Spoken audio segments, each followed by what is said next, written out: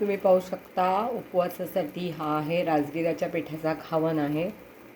साबुदाण्याची खिचडी खाण्यापेक्षा 9 दिवस उपवास आहेत, रोज काय खायचा प्रश्न पडतो. हे राजगिऱ्याचं पीठ मीठ घालून शिजवलेलं आहे आणि याच्यासोबत खाण्यासाठी ही केलेली आहे भेंड्याची भाजी. काल मी येताना आदिवासी महिला ज्या आहेत त्यांच्याकडून गावठी भेंडी घेतली होती. त्याची जिरं आणि मिरचीवरती भाजी केलेली आहे.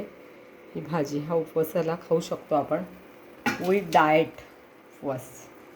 आणि सोबत सकाळी भोपळ्याची भाजी पण बनवून ठेवलेली होती उपवासासाठी. ही पण जिरं आणि मिरचीवर केलेली आहे. जर तुपावर फोडणी द्यायची, तूप नसेल तर डालडा वापरण्यापेक्षा आपण शेंगदाण्याचं तेलसुद्धा वापरू शकतो.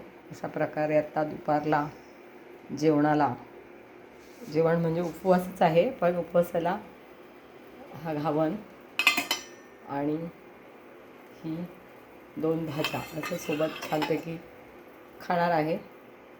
असाच उपवास आहे.